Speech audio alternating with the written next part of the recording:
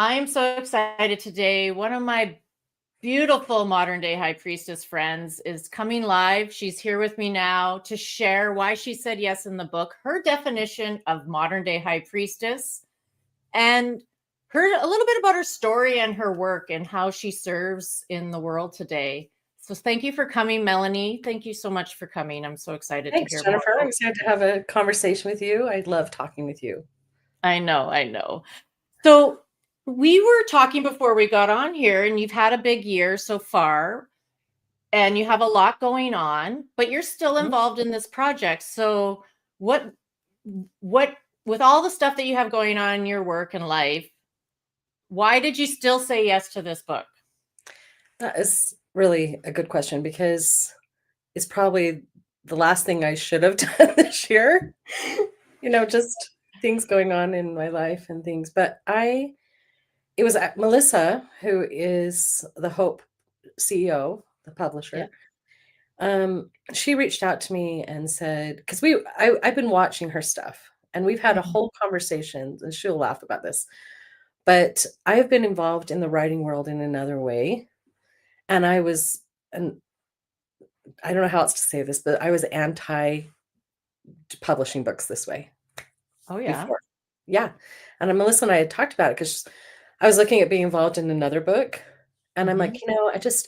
this group thing, and then you have to pay and all this stuff. And I was just like, this is not the way. I was a very traditional publishing person. Okay. And then she reached out to me. She goes, Melanie, I think you're supposed to be in this book. The work you do and the things you do. And I'm like, nah, I don't know. And then after discussion, I was like, you know what? And really leaning into it, I was like, I'm supposed to be in this book. I'm supposed to tell my story.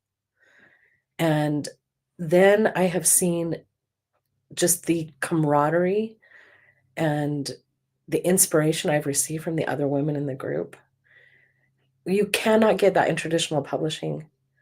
Plus, I've Mhm. been working with Viviana, the publisher, excuse me, the editor, Mhm. and she is just fabulous. She helped me get some insights that I had not received before in our meeting. I would never have Mhm. got on my own. Never. And Yeah. we can talk more about that, but I am a convert now. This is and it's just beautiful because everyone here you are able to pull from so many people's experiences. And I said it in my story. I talked about my own life, how I'm like a bee, like getting pollen from all the different flowers. And it's like the wisdom you gain from all the different women you come in contact with. And I'm so excited to read everyone's stories. And it's going to be a beautiful book. It really, really is. It sure is. It sure is. And Very powerful. yeah. And I had a live stream with our developmental editor, Vi, a couple weeks ago. So I encourage you to go back to that video because she tells most multi-author books don't even have a developmental editor. So Mhm. this is one of the super special secret sauce ingredients to this book, is really helping us form a beautiful arc in our chapter that carries our story, our message, and the healing codes through the whole chapter that we're all getting help with. So if you've never thought about writing, you're going to have all of this extra support. And then Melissa, who's watching right now, thanks, Melissa. Hi, Melissa. Put some stuff in the chat if you wanted, if you have any answers when we're talking too. Let's get a cool discussion going here.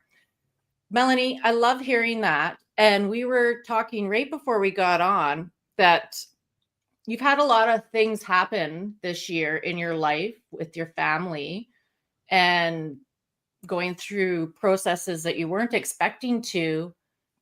Did that go into your story too? Like, have you changed your story at all, or No, I have not changed my story because Viviana would not let me change my story. I'm like, but it's okay because I'm a living story.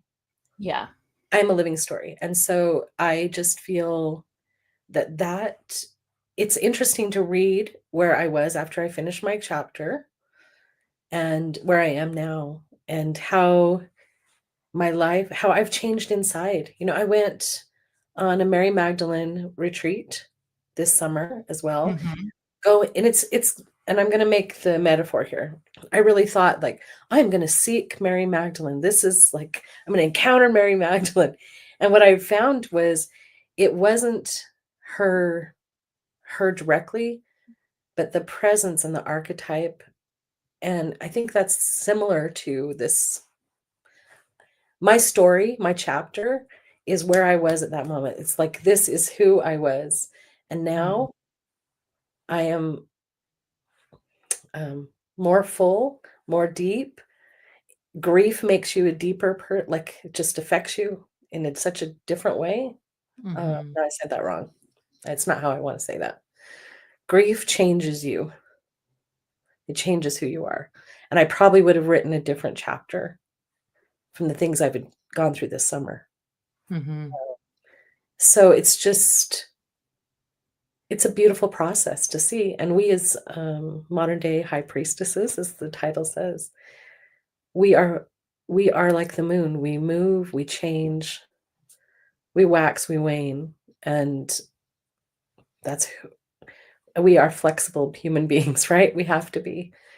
And Yeah. so it's a beautiful I wish I could write a second chapter that just contrasts like or adds even more depth to the story I already said. Well, I feel like there's going to be more for this book.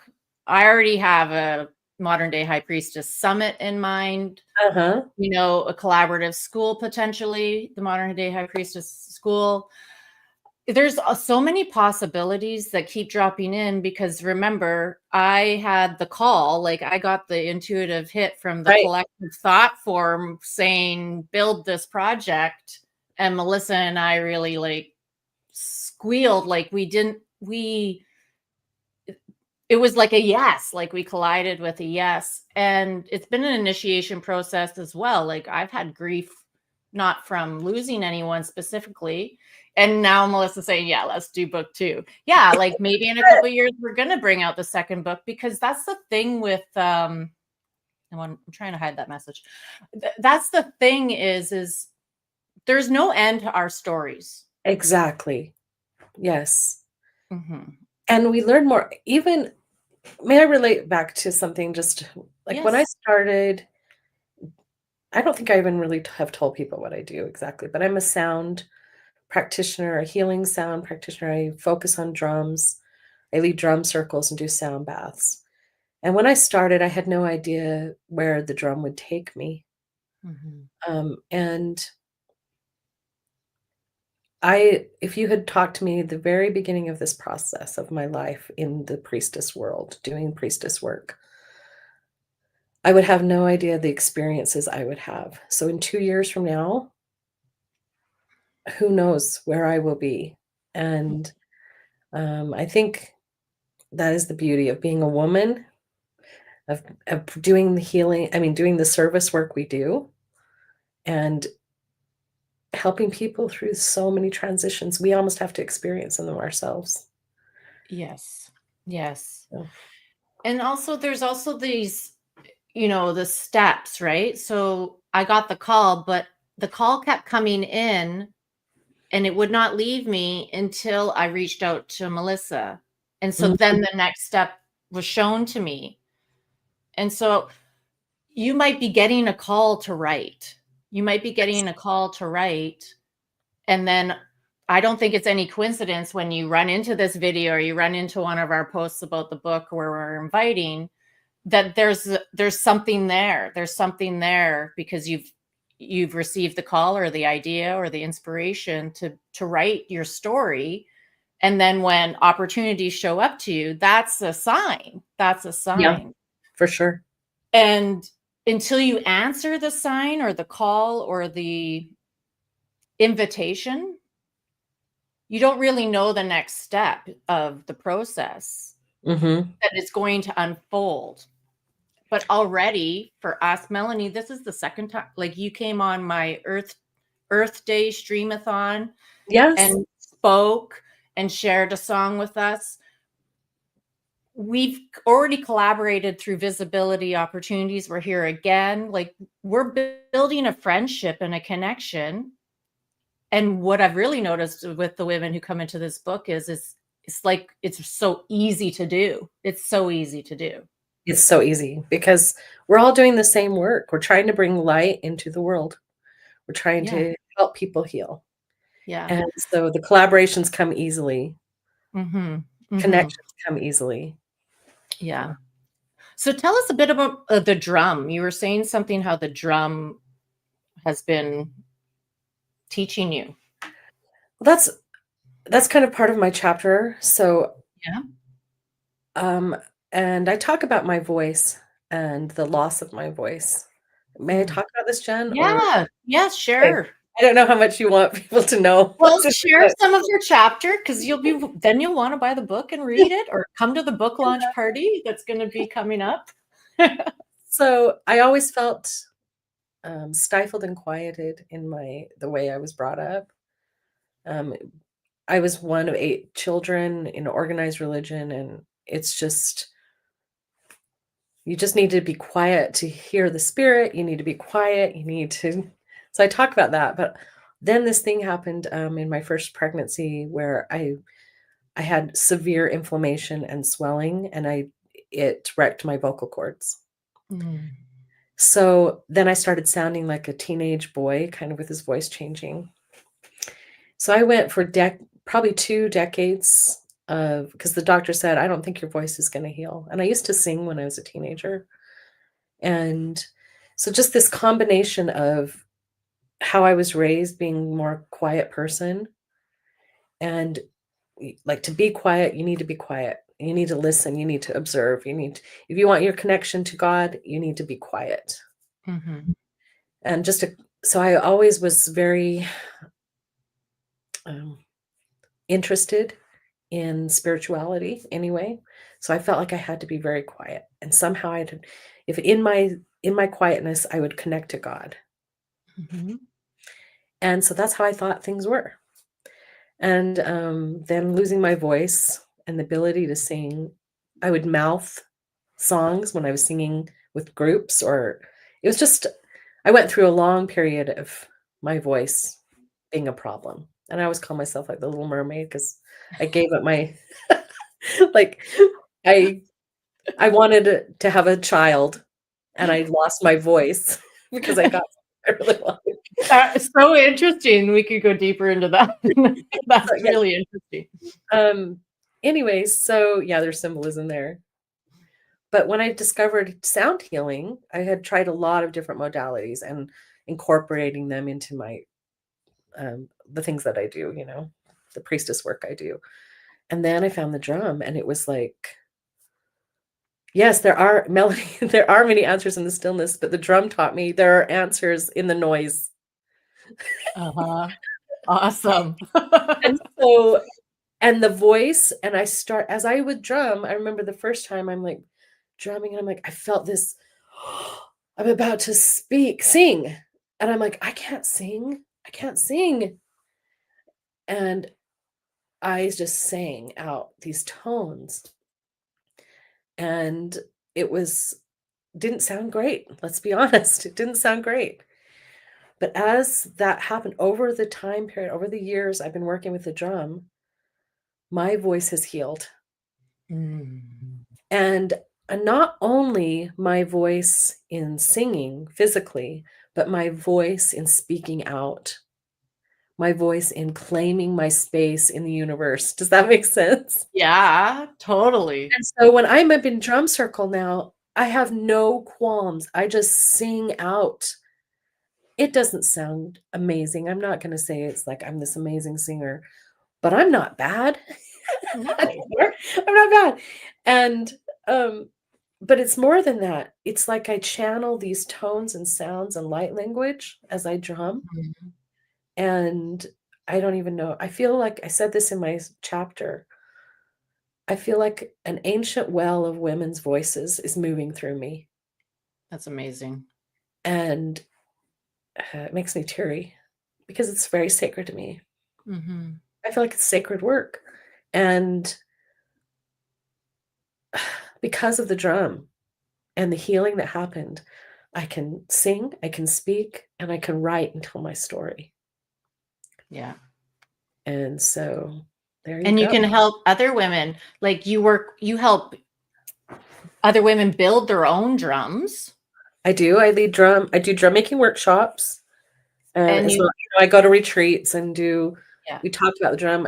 I just finished my doctorate of divinity and Mhm. um, and in metaphysics as well. So Wow.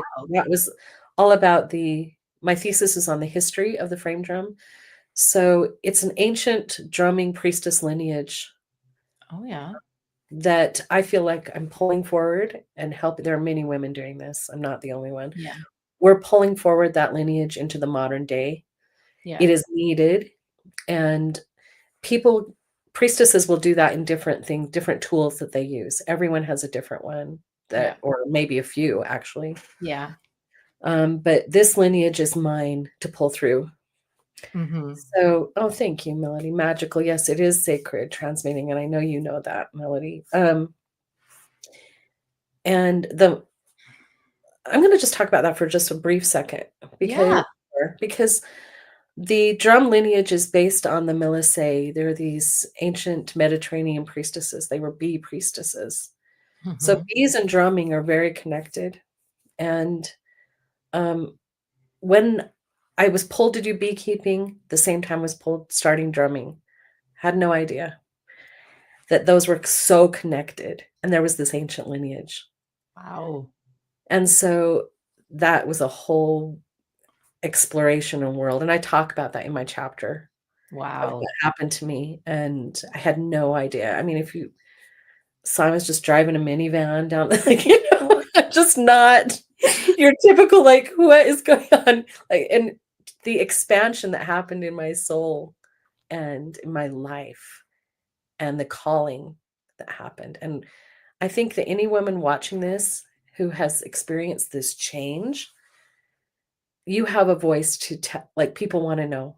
People want to know. Women want to know what is happening to them. Yeah. And um, this book is a way for you to connect with others who have had the same transformative experiences because Mhm. sometimes you feel so alone. You're like, what is happening to me? This is Yeah. not, maybe you're a businesswoman and suddenly you're called to do, I don't know, Well, like me, I was a CPA and now, ceremonies. Yeah, yeah, exactly. you Suddenly you're know, a shaman and you're like, what is going on? yeah. Yeah. Like, I was a Well, stay-at-home mom and now I'm a shaman. It's yeah. just, Yeah. yeah, we need to discuss it. We need to have community around it because Yes. we are here to bring this into the world to support others. Yeah. Yes, embodying the wisdom of the ages. Yes, Melody, that's what we're Yeah, and doing. there's so much you know, wisdom that has been suppressed, right? And we are brave enough and courageous enough to know we're doing it anyway. Like there's no stopping us. There's no stopping us. And that's one of the things that stopped us maybe when we were younger, or maybe we got stuck for 20 years. I just submitted my chapter to Viviana, I think on Mhm. Monday, and you know I kept a lot of secrets. I was hiding everything I was doing while I was an accountant and while I was in my 20s, cultivating and growing and researching all of this wisdom that was just like, I love this. Like I don't know why I love this, but I love But you love it. healing. I love tools. I love magic. I love shamanism. And I love, animals and birds and eagles, like, why do I do all of that? Right. And it's because I'm connected to some ancient lineage, multiple ancient lineages is what I feel. And maybe you are too in the audience who are watching, It because re this stuff is coming through. Like there is a reason for this information to be coming into the world right now. 100%. I have a quote on this desk right here. What you just said reminded me of it. It's by Ganga White. What if our religion was each other, if our practice was our life, if prayer our words, what if the temple was the earth, if forests were our church, if holy waters, the rivers, lakes, and oceans? What if meditation was our relationships, if the teacher was life, if wisdom was self-knowledge, if love was the center of our being? And I keep that here to remind me to, that is what I'm doing. That is really encompasses my deepest beliefs. I Yeah, love that. Share yeah, that with me. Send me that. okay, I will. And I'll put it on my wall too. It's a frequency. It's a It's a frequency, and you're frequency. tuning into it regularly. You're tuning into that frequency regularly. Yes, yes, and we talked. I know Viviana talked about my definition of high priestess, and so if this is you, I'm going to just read it. If this is you, then you should be part of this book. Mhm. To me, a modern day priestess embodies spiritual leadership, often outside the bounds of traditional organized religion, not because she seeks power, but because she feels called to help others awaken and ascend. If that's you, you should be part of this book. Mhm. She draws from ancient wisdom, earth based practices, goddess traditions, and her own intuition. Her devotion may be to God, Goddess, Jesus, Mary Magdalene, Earth, Spirit, or love itself. She honors the sacred in all things and the deep web that connects them. Her life is guided by authenticity, reverence, and a fierce compassion. She works with intention and moves with grace, even in the face of judgment. So you might have loss in this journey towards being a high priestess. You might have people who fall away from your life because of the choices you're called to do. And that is painful and it's hard, but um, when you, like you said, Jen, when you have that calling deep within you, you just have to move forward. You have Yeah. to. And you find the people who help you do it. And it's not like you have to really find them. They come like though as those other people fall away, it makes space for the people who are meant to help you guide you towards yourself. Well, it's the frequency you talked about. When you're in Yeah. that, Yeah. then people will join in that who are Yeah. of like mind. Yes. And yes, Yeah. it's I Yeah. don't even know. It's just kind of magic. It It's is not magic. magic. It's magic. And living a life of magic. It is. It is. And that was my first love that I was studying was magic and practicing rituals. And like I mean, going down to the library and getting like little books and but probably I shouldn't have been reading at 9 and 10 years old. well, that's why I had to keep them secret. I was hiding them, you know. I didn't want anybody to know what I was reading. They might find me out. They might find me out.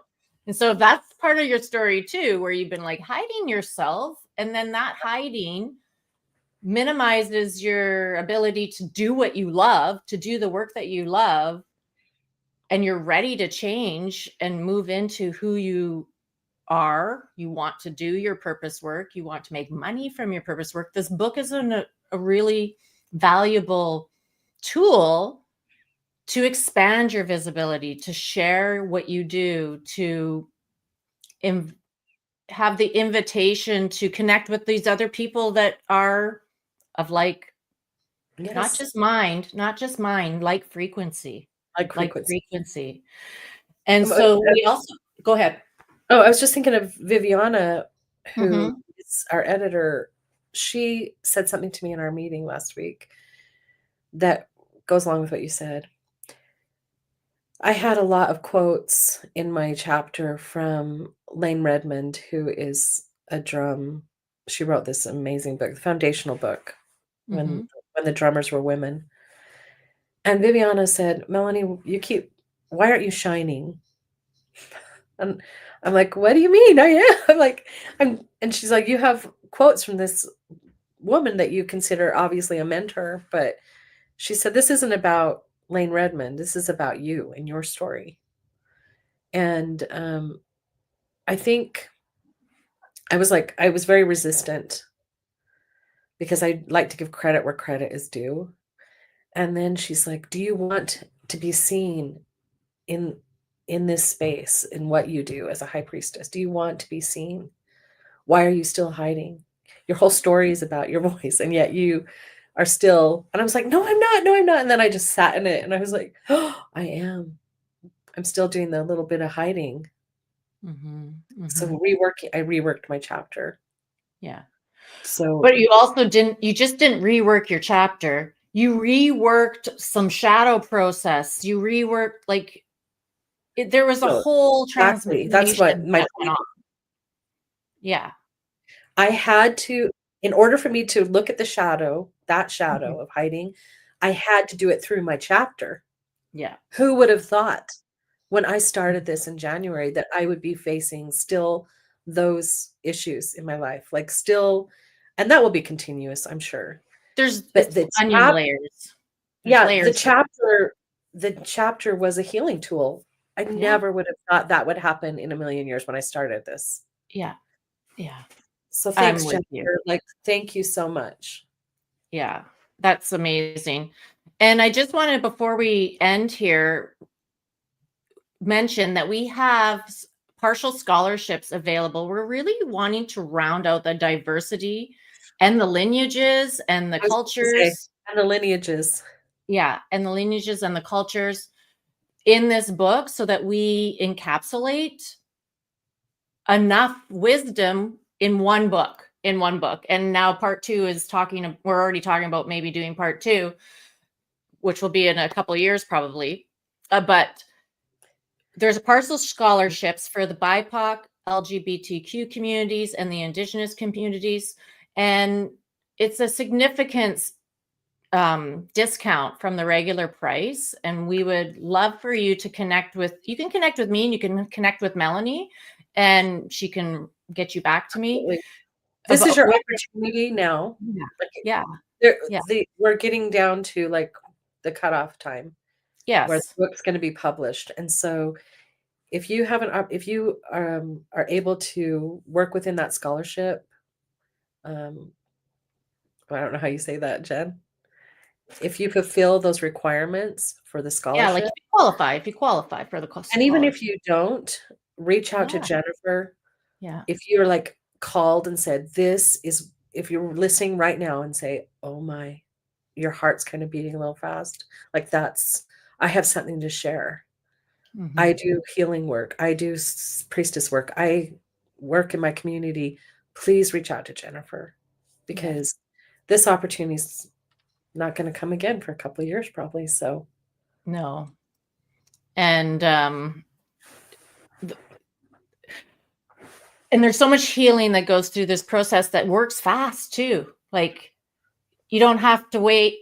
You don't have to go somewhere else to get the upgrade, the healing.